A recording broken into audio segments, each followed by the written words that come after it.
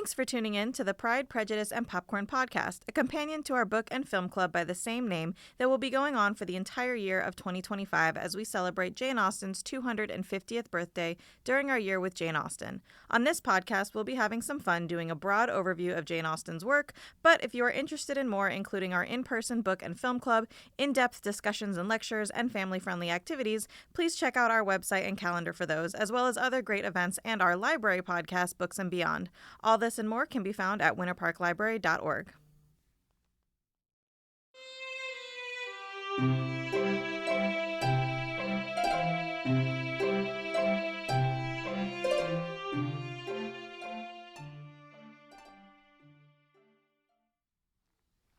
Hello, and welcome to the Pride and Prejudice and Popcorn podcast. My name is Emerald, one of the librarians here at Winter Park Library. Today we're going to be talking about Jane Austen's first published novel, Sense and Sensibility. A heads up for anyone listening, there will be spoilers of the books and movies. Joining me today is Winter Park Library's teen librarian Lisa and another member of our youth team, Delicia. To get started, let's just go around and tell us your familiarity level with Jane Austen, with this book. What was your introduction to the Regency era or themed literature in general? Hi, I'm Lisa, the teen librarian, and this was my third time reading Sense and Sensibility. I wanted to reread it just before we get started with our year with Jane Austen, just so it was fresh in my mind. And you asked about the Regency period? Yeah, just with literature or media. Well, in that genre. I'm kind of an Austenite as far as reading her books and watching myriad adaptations of her work. But as far as other authors of the period, I haven't really explored that a whole lot. So I'm kind of looking forward to doing that next year. Okay. Hi, I'm Delicia. I've read all of Jane Austen's novels, and I have a general knowledge of the Regency period. I've read Sense and Sensibility about probably 5 times at least, and I've seen the film adaptation numerous times. And we have made the joke that you are our resident Jane Austen expert. Do you want to explain a little bit of what your extracurricular Jane Austen activities are like? Yes, it is quite the joke here at the library. So I'm the block coordinator for the Jane Austen Summer Program, and I'm the lead administrator of the Jane Austen Literacy Foundation. Wonderful. So before we get into an overview, I do have a quick challenge for you. Please give your best one-sentence summary of the book. Delicia, I'm going to let you go first with that one.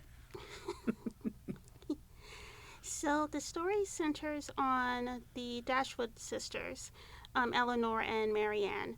And, well, they have another sister, Margaret, who kind of disappears throughout the novel. So they have to move out of their father's house. Their father is deceased, and the property is going to their older half-brother. So Eleanor is very much sense, and Marianne is very much sensibility. And they have their suitors, and it is a marriage novel. So we are reading it and figuring out which couples are going to end up together by the end of the novel. That's a really good point, because I will admit when I was reading this, I could not predict who was going to end up with who, which was a unique experience for a romance where you usually know who your love interests are right out the gate. So that was fun for me. Lisa, do you have a one sentence? Yes, well, much shorter, I guess. I'm not as prolific as Delicia, but I would say 2 sisters, both beautiful, but unalike in temperament, struggle to find happiness, and they're happily ever after. It's lovely. It almost sounds like the beginning of a Shakespeare speech, I feel like. 2 houses, both alike. Okay, so Sense and Sensibility was published anonymously in 1811. The story follows the women of the Dashwood family just after their husband and father passes away, leaving everything to his son from his first marriage. Unable to leave an adequate inheritance to his second wife and daughters, he makes his son John promise to take care of them, but ultimately he does not follow through on his father's wishes, and Mrs. Dashwood and her 3 daughters move to a cottage in Devonshire. Specifically, we follow Eleanor and Marianne and their relationships. Marianne becomes infatuated with a Mr. Willoughby, and soon everyone is talking about their assumed assumed engagement, and Eleanor, though more reserved than her sisters, also harbors an assumed engagement to Edward Ferrars, her sister-in-law's brother. Our main characters are, of course, Eleanor and Marianne Dashwood, Mrs. Dashwood, Mr. Willoughby, and Edward Ferrars, but we also have the Middletons, who take the Dashwood girls into their circle, Colonel Brandon, Mrs. Jennings, and Lucy Steele.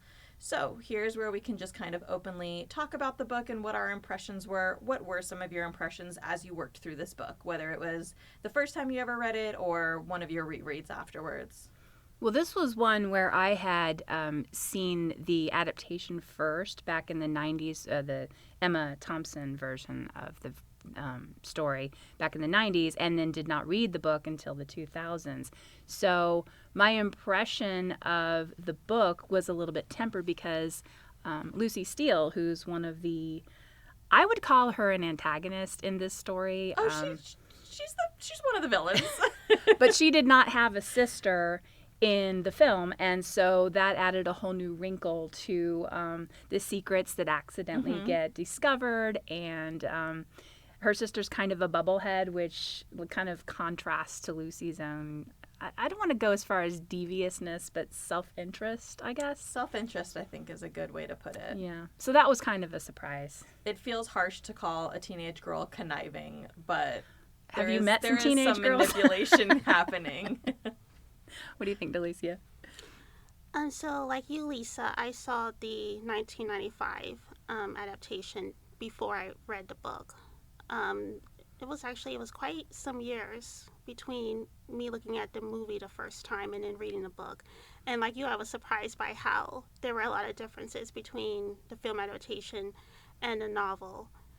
I would say, yeah, there were like characters that were not in the film adaptation that showed up in the novel. I was like, oh, this is interesting. And even how some characters were portrayed in the film adaptation versus how they were written. Colonel Brandon is a big one, where in the film adaptation he really comes off as his romantic hero versus in a novel where his personality is a bit different, so to speak. Yeah, you really don't see much of Colonel Brandon in a romantic light until the very end of the book. We see a lot of him as a friend to the family, especially a friend to Eleanor, and then he kind of swoops in the last few pages for Marianne to fall in love with. Spoiler. Spoiler. I did warn for spoilers at the beginning. Yeah, he is there for her in a really big way once she falls ill. I will admit, I was kind of rooting for Eleanor and Colonel Brandon, so it was a surprise for me when Eleanor ended up with Edward and Colonel Brandon ended up with Marianne.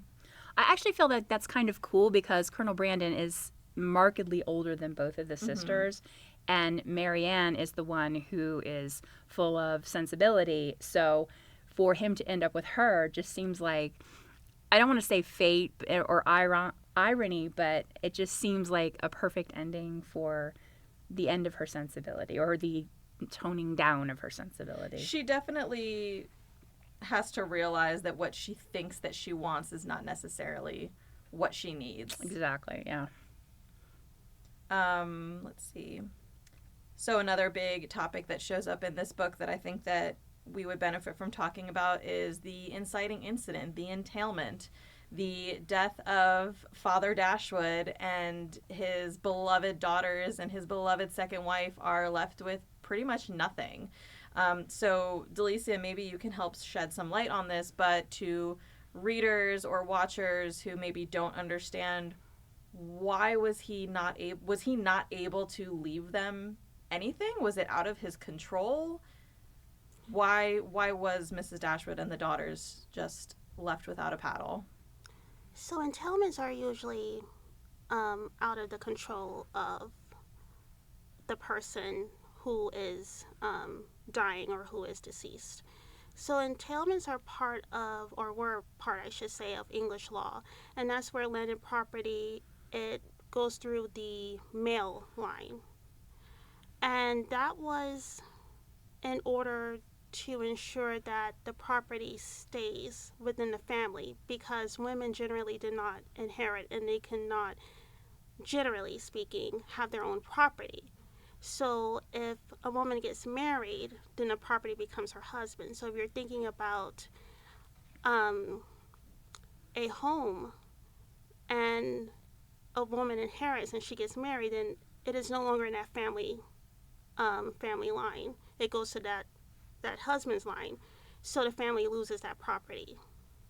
And it's very unfortunate for women, and I don't think can deny that there wasn't an element of misogyny or sexism to that. Mm-hmm. However, land was power. So if a family loses that, they lose their position in society.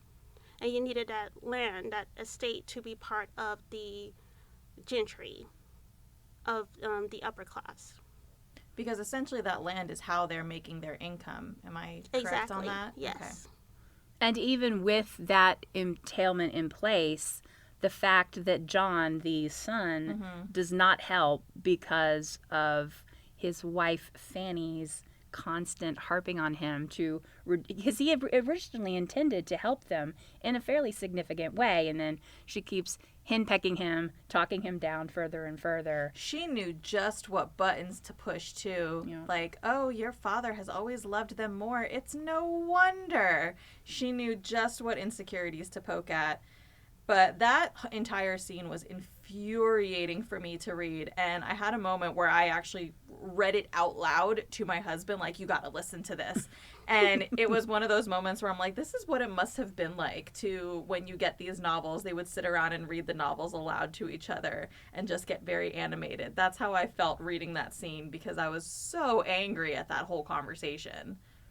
Yeah, and I'm actually curious because this novel, in its original form, was a series of letters, epistolary. Oh, really? Yes, and I don't know how that might have come about later in her further revisions of this work, but if Fanny's talking John down from supporting the Dashwoods was the original, and how did that translate into letters? That's an interesting thing to think about. It's very interesting. Who would you say, if we're going to talk about unlikable characters like Miss Fanny, who would we say is the real villain in the story, or are there multiple ones? I don't know. I mean, Mrs. Ferrers obviously is a piece of work. Edward Ferrers and Robert Ferrers' mom, and Fanny's mom. What do you guys think about the fact that this is a society where land has to pass through the men, essentially, but then you have our two big love interests, Mr. Willoughby and Edward Ferrars, and both of them are essentially controlled by an older, widowed woman who holds the purse strings of the family? Well, I don't know. Delicia, I mean, that seems to come up in Jane Austen's work. Where women may not have the whole landed gentry power, but they do have familial power. Like, I'm thinking of Lady Catherine de Bourgh in a novel to be discussed later on in the year. But, I mean, would you say that that's true of most of her works? Like, maybe that was her trying to assert some sort of feminine power, or did that actually happen? It wasn't common for a woman to be in control of finances like that, or the distribution of money. And it's very interesting that Austen did that, because it wasn't common in that time. So maybe these villains are actually feminist heroes. Maybe? Turning the tables. Well, we're going to talk about themes in a little bit, but do you think that that might be part of the satire, in that here is all of this dependence going on passing the land and passing the inheritance through the men, and yet they are so... Edward can't get married to who he wants to get married to without risking being cut off by his mother. I don't know. I mean, how it works out with then Robert getting the inheritance and then Lucy switching to Robert to marry him. Oh boy, what a scene. Maybe that part is a little bit satirical, in that the ladies who have that control get sort of the rug pulled out from under them. But I think as far as satire goes, the broader strokes are found within Mrs. Jennings, and I love Mrs. Jennings. she's awesome. Every time she's on the scene, she's just so boisterous and fun and loves the gossip, but at the same time, I feel like loves the people in her circle very deeply. How quickly she jumps to Marianne's defense when they find out that Willoughby has essentially left her at the altar almost, was really great to read, because not only is he is out of my circle and I hate him, but I'm going to make sure everybody knows how awful he is. She was ready to go into the streets and tell everybody, don't trust this man. She's ready to throw hands. She is ready to throw hands. Who would you say is the true heroine?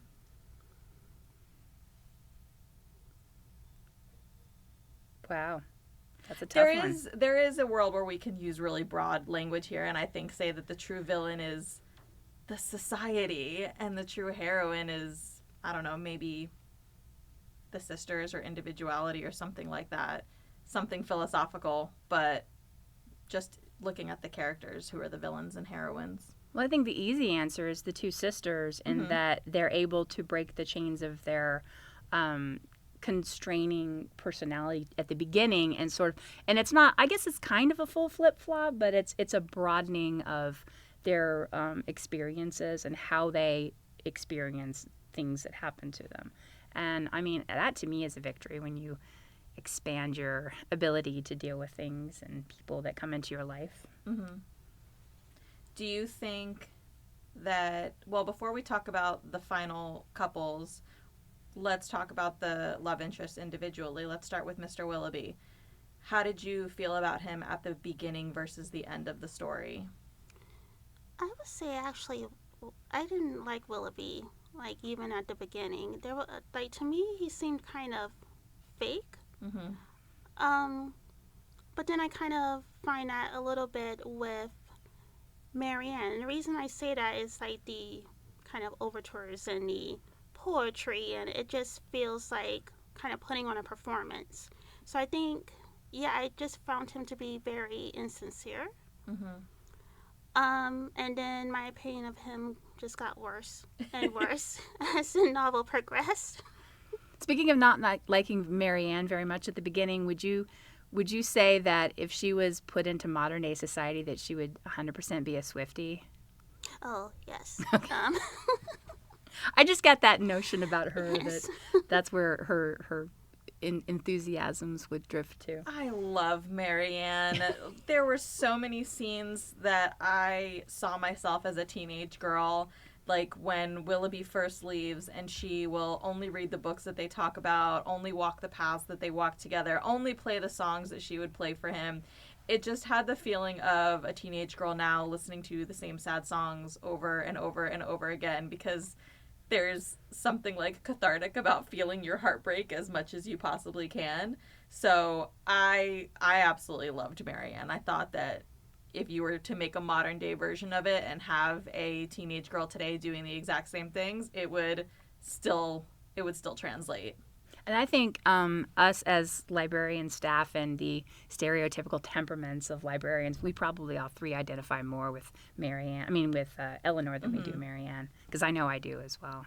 I think as an adult now, I relate to Eleanor more, but as a teenage girl, I think that there was definitely some Marianne in there. Yeah, and I can say that, yeah, I would do the whole heartbreak and sad songs, and, making myself as depressed as possible when things went wrong. I wanted to make a feast of my feelings, basically. Yes, but I also wanted to keep that feast private. I didn't want to have everybody else pity me when I was, listening to the sad songs and sobbing my eyes out. So, like Eleanor, I would probably, either hold it all in or go to some private place where I knew nobody was there, and that's when I, cry into my pillow. Which we see Eleanor do quite frequently. Hold it together until she gets behind a closed door.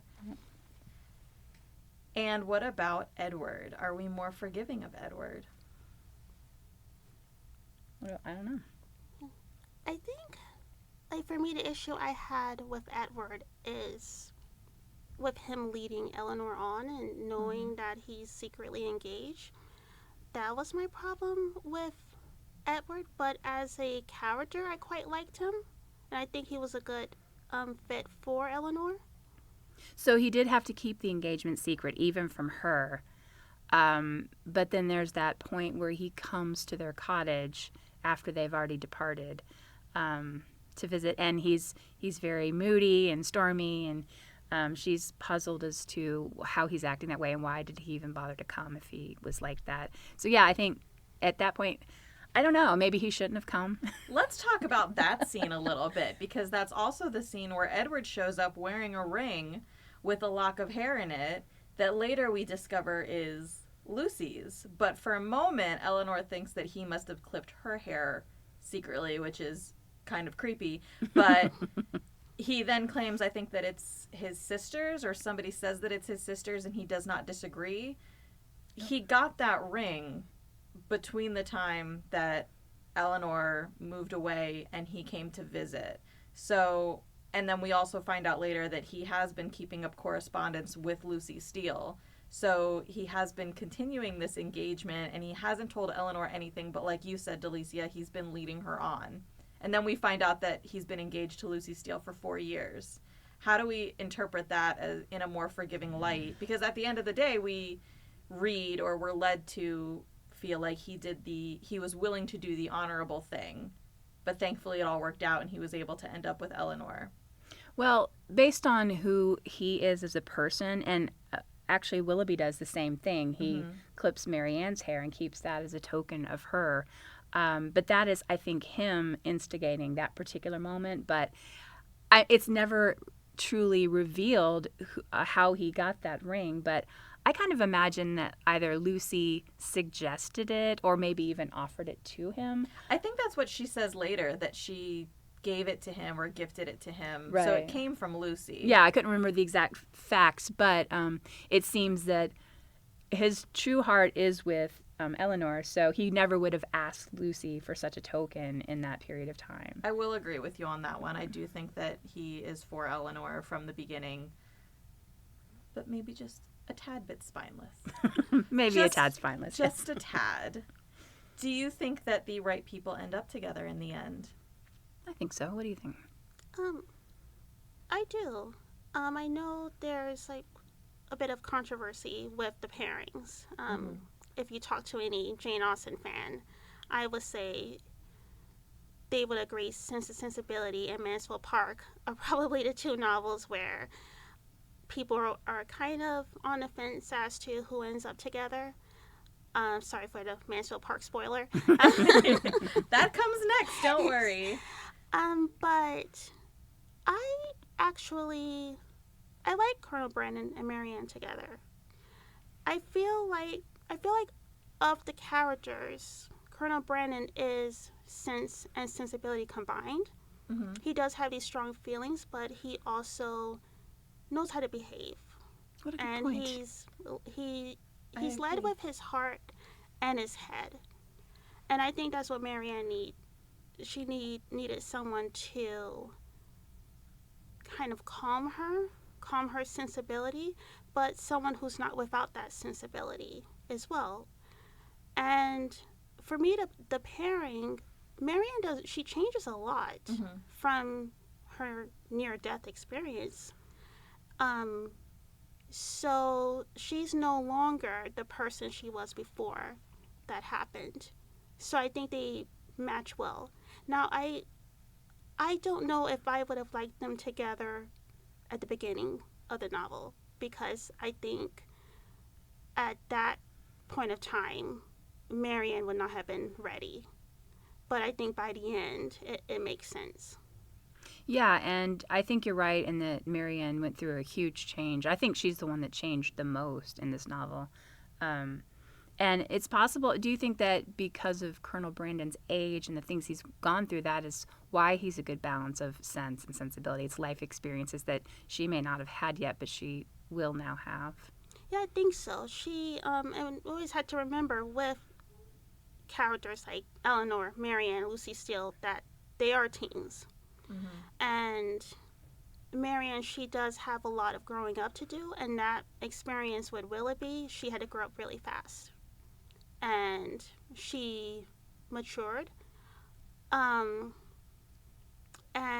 I think his experiences really probably, especially with his like lost love, and then having to live with that all of those years. Mm-hmm. And I think that's something that she could learn from. So I quite liked them together. I would say there were a few issues I had with the pairing, and that was with Marianne reminding him so much of, I think it's Eliza. Mm-hmm. Was a little troubling to me, I would admit. And also, the age difference, and you had to like kind of think, okay, this is not happening in 2024. This is 18th century England. But I think the age difference works here. Yep, I think so. Definitely. Yeah, and I like that she was able to get over her first love with Willoughby before being able to open herself up to the possibility of being in love with Brandon. Between her first heartbreak and then almost dying, she comes very close to dying. She does go through that huge transformation, and I think gains so much self-awareness and realizes that the people that are around her are also going through things. She's not the only one that's dealing with pain or heartache or anything like that. And there's that scene where she realizes that Eleanor has basically been suffering in silence with her own heartbreak, and immediately Marianne is apologetic and feels terrible for kind of the harsh way that she's been treating Eleanor throughout the book. So I think that you're really on the point about Marianne being the one to go through the biggest transformation. And your observations about Colonel Brandon, I think, are wonderful, because he was one of my favorite characters in the books.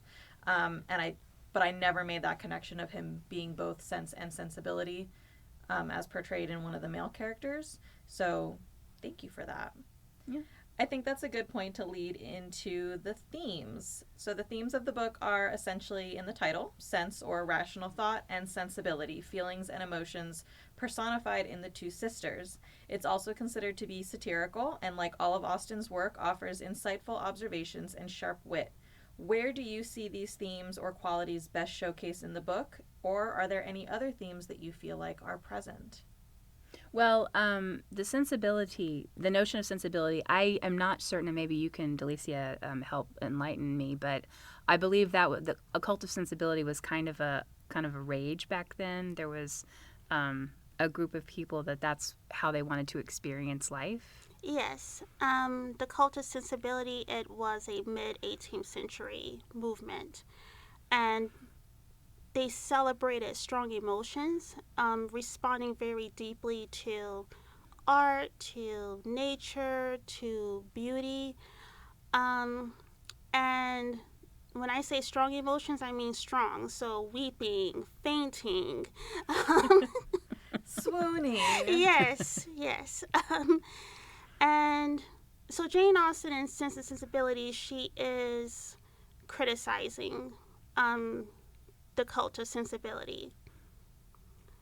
And we see that in Marianne's character in particular, of course. And she has these very romantic notions. She is definitely heart more than head, although she's not without sense. And Jane Austen does make that clear in the novel. And the same with Eleanor. Eleanor is not without a heart. But Marianne definitely is the embodiment of the cult of sensibility. We do have that very dramatic meet cute where Marianne falls down and rolls down the hill, and Mr. Willoughby comes and has to carry her all the way back to the cottage. So that felt very dramatic in Regency, and maybe that's a little bit of the sensibility. Or it also makes me think of, if anyone has watched Bridgerton, there's a scene where somebody swoons. And characters are giggling because they know that it's a skill. It's the art of the swoon. Oh my. Can you skillfully swoon so that the man who you're swooning for will catch you? Oh my goodness. I can imagine that some in the learning of the swoon might have miscalculated how far the gentleman was from them. I think one of the other themes, and we mentioned this before, is also self-awareness. Marianne develops a lot of self-awareness throughout the course of the book, but I think that we can also look at Eleanor, who is almost hyper self-aware. You talked about how Eleanor is the personification of sense, but she's not without a heart. So we see her enter into these conversations with people where she says in her head she'll be approaching a conversation with Edward or with Lucy, and we hear her almost giving herself a pep talk like, I am not going to show any sort of emotional response. I am going to hold it all together and pretend that nothing bothers me. And then we see her, flee into a hallway and have an audible breakdown in the privacy of what she thinks is the privacy of her hallway. So you could look at her and say that she almost has too much self-awareness, or how would you interpret Eleanor and sense and self-awareness and all of that? Versus Marianne. Yeah, what's interesting also is even Jane Austen herself she's not 100% criticizing sensibility, but that particular sensibility that Marianne is kind of like this it's a sensibility, and that was the issue with the Cult of Sensibility, that's very sort of self-centered, where you're losing all of that reason. And it is interesting that with Eleanor is not without feeling, and she is not just someone who is looking at everything logically, which was the Enlightenment, which was what the Cult of Sensibility was criticizing, this focus on reason, and even Jane Austen doesn't do that. And I want to say that with Eleanor probably becomes that ideal where she is someone who has like that social propriety. She is attentive to others, but who also is still guided by her feelings. It's just not that kind of self-centered sensibility that Marianne has. Well, the family relies on Eleanor's sense so deeply. The mother, Mrs. Dashwood, she won't even finalize the purchase of a house until her daughter approves of it, because Eleanor has a better idea of the finances than their mother does. So it's almost like Eleanor's sense is what's keeping this family together. So it definitely doesn't feel like Jane Austen is necessarily criticizing Eleanor's sense. Do you feel like Jane Austen herself considered herself to be sort of a middle ground between these two schools of thought, and then therefore she's not necessarily blowing each out of proportion, but sort of putting a fine point on both so that they can have some change in the novel? I don't know if she would have considered herself a blend of the two. I think that maybe that's an ideal that anybody would have. Anybody wants to have the right balance of heart and head, so who's to say that she didn't either? We'll never know. We'll never know, sadly. We can only guess based on what she left us. Okay, Roses and Thorns. So this is our Roses and Thorns segment where I ask you guys to share your rose or your favorite or most rewarding part of the book versus your thorn, the least favorite, most annoying, most challenging. So what would your rose and thorn be? Well, my rose was when Eleanor's dam finally breaks and, Edward comes and delivers the news that, no, Lucy is in fact married to Robert and he is free and clear. And that's just a chance for Eleanor to truly embrace the happiness that's to come for her. I was just so happy for her. My thorn is Willoughby, when he thinks Marianne is near death and he comes to where she is and has a long conversation with Eleanor about his situation in his marriage, that he doesn't love his wife. But he also, in telling her the true story of everything that's happened to him, expresses no regret or empathy for Eliza, who is the person he put in a very unfortunate situation. That to me says Willoughby has had no sort of improvement in his character, or I just think he was a complete louse, and he may be handsome and he may be charming, but he's kind of a waste of space. So I just want to ask you very quickly before we get your rose and Delicia's rose and thorns. No, we got your rose already. Mm-hmm. Do you think that Willoughby genuinely loved Marianne?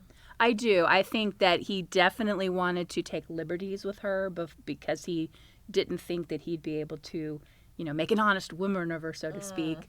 But I do think there was a point when he, as far as he is capable of loving someone, I feel like Marianne was that person for him, yeah. Because I have a much harsher view. I feel like he did not genuinely love her and only loved this idea of her. And had he been able to marry her, the sparkle would have faded a bit. But almost now, because she becomes the grand what if for him. She becomes the one that got away for him. So she kind of gives him something to be tragic over. So it feels more like she's a prop in his story, I guess. His own sensibility, as it were? I suppose so. So that's a bit more forgiving than I am, but that was just me. Delicia, what is your rose and thorn? My thorn, my goodness, I think any scene with Lady Middleton. I really hate the scene where she doesn't like Eleanor Marianne, and that's like in the text where Austen makes that explicitly clear. It's like she doesn't like them, but it's because they don't flatter her and her children. It's like, who cares? She's just so ridiculous of a character. And I know she's probably definitely not the worst character in that she doesn't actually do any harm, but it's just like reading. There is something to be said for how she doesn't like Marianne and Eleanor because they won't flatter. And Marianne and Eleanor, we see throughout the books, even as different as they are from each other, they both suffer no fools. If they get invited to something that they don't want to go to, they say no. If they don't think a joke is funny, they don't laugh. There's one point Marianne, I think, just exits a room and she's like, I cannot even pretend to be interested in what's going on. So there's something very authentic about them that really, I think, puts, the game players on edge, like Lady Middleton. But then we see Lucy Steele, who we as the reader feel like is very unlikable, but Lucy Steele plays the game and is willing to flatter and willing to fawn, and they love her for that. Mm-hmm. What would be your rose? My rose, I'll have to agree with Lisa. With Eleanor, finally that dam breaking. And just like the happiness you feel for her. That would definitely be my rose. My rose is any scene with Mrs. Jennings in it. I loved Mrs. Jennings. I was picturing Kathy Bates as the unsinkable Molly Brown whenever Mrs. Jennings was on the scene. Absolutely my rose. Okay. Sense and Sensibility was published in 1811, which is also considered the start of the Regency era. Here is a brief list of some things happening at the time of the books was released. I am focusing on England since that's where Jane Austen was at the time. George IV is made regent. The Napoleonic Wars are still in action. To protest high rates of unemployment, textile workers sabotage machinery and wool and cotton industries in what is now called the Luddite Uprising. A 12-year-old girl named Mary Anning discovers the first complete ichthyosaur fossil, and William Makepeace Thackeray, author of Vanity Fair, is born, and he will later write about the Regency era, even though he was a baby during the Regency era, so that's kind of interesting. It is now 2025, and Sense and Sensibility has been made into 8 films and TV adaptations, including multiple BBC takes, the 1995 movie starring Kate Winslet and Emma Thompson, a Bollywood rendition, Can Do Condé and Can Do Condé, a modern takes from Prada Tonata and Sense and Sensibility, and most recently, a Hallmark version. Are you familiar with any of these? Which are your favorites? Which is the worst one? Well, I think we both like the 95 version the best. I would Yes. go out on a limb to say that. But I do really love I believe it came out in 2008, the BBC Yes. series. Janet McTeer is in that, as is, oh my goodness, Dan Shepard? Is that his name? He was in Downton Abbey, and he plays the Edward Ferrars character. Oh, Dan Stevens. Dan Stevens, thank you very much. He was in that. And I think that was a fantastic adaptation as well. What's your familiarity with the adaptations? So I love the 1995. It's not only one of my favorite adaptations of Austen's novels, but it's also just one of my favorite movies of all time.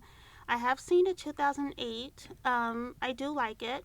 Not as much as the 1995. I will say that adaptation did do a very good job of showing Willoughby's character as far as with Eliza.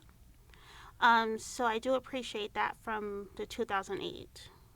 And I recently learned something about the 1995 version that I'm surprised I didn't know, and you all probably already know this, but Emma Thompson is married to the actor who played Willoughby in real life. Did you know that? Yeah. I did not know that. Wait, who plays Willoughby in... I don't know his name. Greg Weiss. Thank you. Okay. They've been married for quite some time. I'm so shocked when I heard that. If you... I think that Lisa has an answer to this. I don't know if Delicia, you do as well. If you were to get a adaptation today, what are some things that you would like to see, whether that's a dream casting? Would you want a true to the time movie, or would you want a modern take? What are some things that are in the books that you feel like would hold up if they were in an adaptation today? Do you have opinions? I want true to the time. Okay. Definitely. I Same. agree. Yeah, me too. And I don't know if you saw the most recent version of Jane Austen's Persuasion that Netflix did, which they purported to be true to the time, but I feel it was a modern sensibility crammed into something that was period, and it was just a train wreck. So yeah, I would think they need to be true to that time. I didn't even enjoy the trailer to that movie. I saw the trailer and I said, no, thank you. I'm sure there's people out there that like it. I am not one of them. Miscast too, I think. I know that you have a dream casting. Oh yes, I do. Who are some of the people in your dream casting? Well, I think Daisy Edgar Jones, I think, is a fantastic actress. I love her, yes. She is luminous, and she plays characters very delicately, so I think she'd be a great fit for Eleanor. Well, then Paul Mescal has to be Edward. Well, Edward, I thought, I think it's Rafe Fiennes' son, Hero. Fiennes Tiffin. Okay. I think he would be a great Edward. But the stunt casting that I think would be fabulous, and it would completely work, is that Emma Thompson herself comes as Mrs. Jennings, and Kate Winslet becomes Fanny Dashwood. Oh my goodness. I could also see Kate Winslet as being Mrs. Dashwood, as being the mother.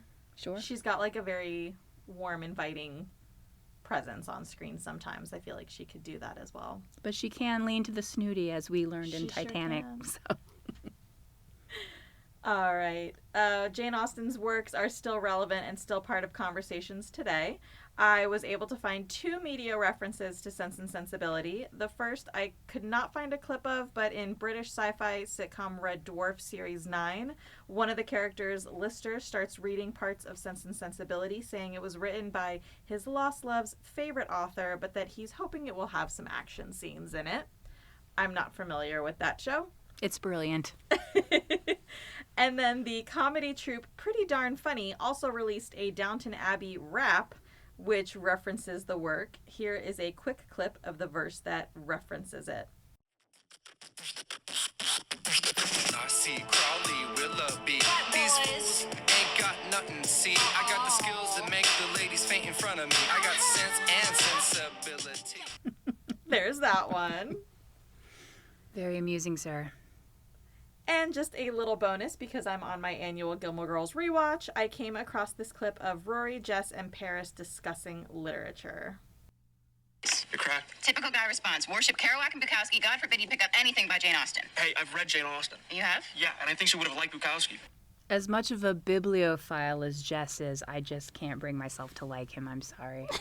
That is a conversation for another podcast. I hard agree. With a hill I will die on. But I will leave that out of this one because this is a Jane Austen podcast and not a Gilmore Girls podcast.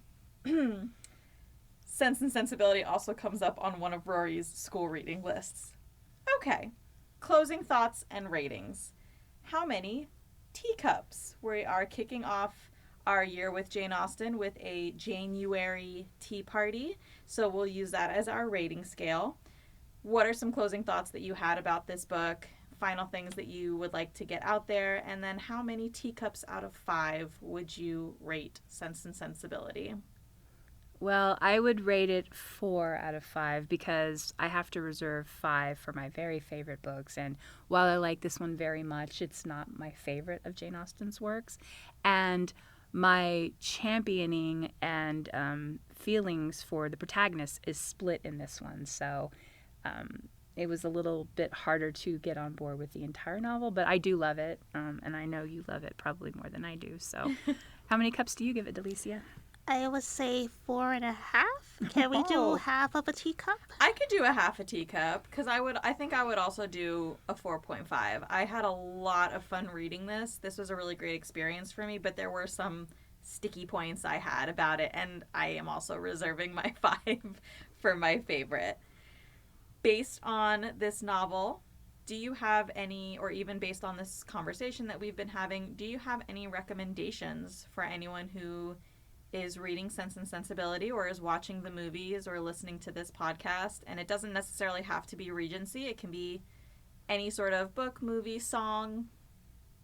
Well, I did like the sister relations that occur in Louisa May Alcott's classic Little Women.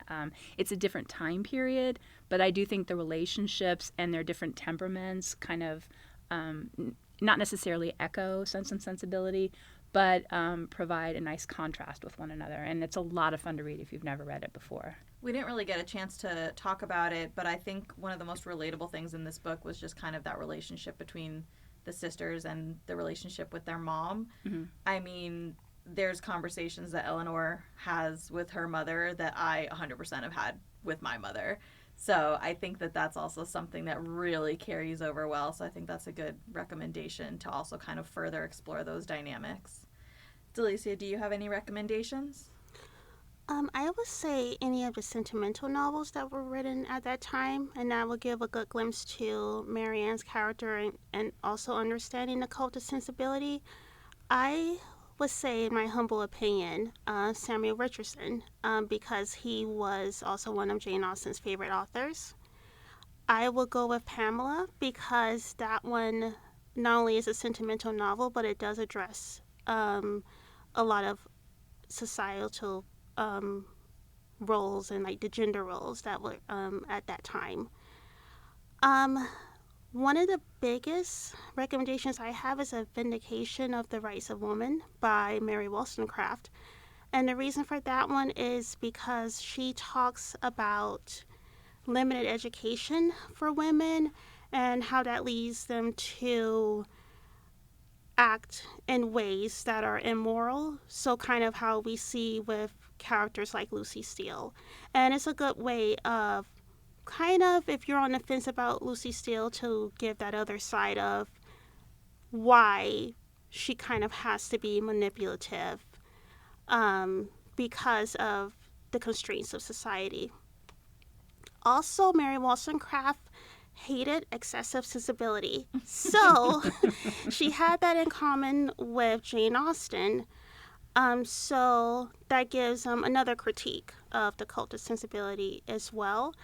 And also with, to go back to education, Wollstonecraft felt that was also important so that when a woman does get married, that she will be kind of on equal terms, at least intellectually, with husbands, as we kind of see with the Palmers, where Charlotte is very silly woman and Mr. Palmer, barely tolerates her. So having like more education so you can have a more equal marriage as well. So I would definitely recommend Wollstonecraft. All right. Thank you so much for joining us to talk about Sense and Sensibility. A big thank you to another member of our Winter Park Library team, Stephen, for making our intro and outro jingles. Our next book in our year with Jane Austen will be Mansfield Park. We have other exciting events coming up. Please check the calendar, and thank you for listening. Thank you all. Thank Thank you.